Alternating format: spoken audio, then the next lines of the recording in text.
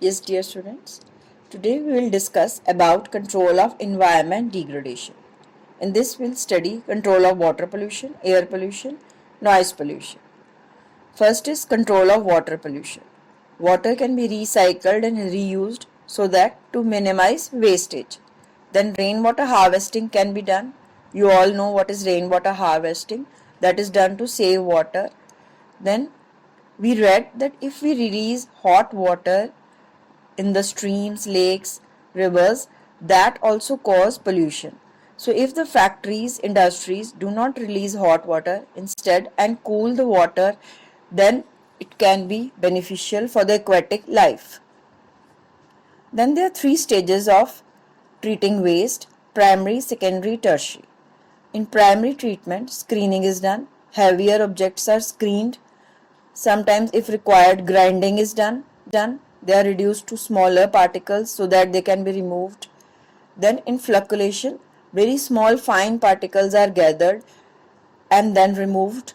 Then sedimentation, you all know. In secondary treatment, some waste eating bacteria is released. With that, water is treated. Then in treatment, again recycling is done. So these are primary, secondary, tertiary. There are three steps by which water is treated. You can see in the diagram that pipes take water to treat center. This is treatment center. Screening is done. Then primary, secondary and tertiary stage. This is how the water is treated and then it is, you can see it is released in the rivers or stream. The next is control of air pollution. Particulate matter, which is in the smoke, is reduced by fitting certain pollution controlling devices such as electrostatic precipitators. You can see in the electrostatic precipitator, the fine particles of the pollutants are pulled to one side by the electrostatic fields. That is how they are removed then. Then fabric filters, they are made of fabric, cloth, the pollutants are removed. Scrubbers and inertial separators use the method of inertia. You all know what is inertia, with the various speed by which the pollutants are rotated and then they are separated. So then the smoke gets filtered, then it is released in the atmosphere through chimneys. Also what we can do is use oil or gas instead of coal, because coal releases more smoke, and if we use petroleum or natural gas, that will reduce smoke.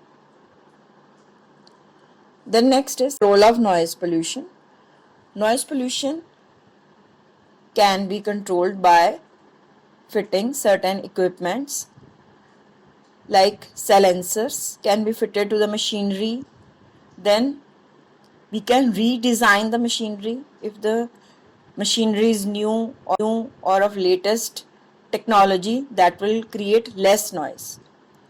Then noise absorbing material, mainly the workers have to be taken care of. Noise absorbing material can be used. Earplugs, earphones can be used to protect the ears of the workers. The next is the topic about NTPC.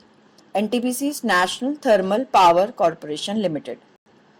It has its thermal power plants all over India and it takes care of reducing pollution and preserving environment resources.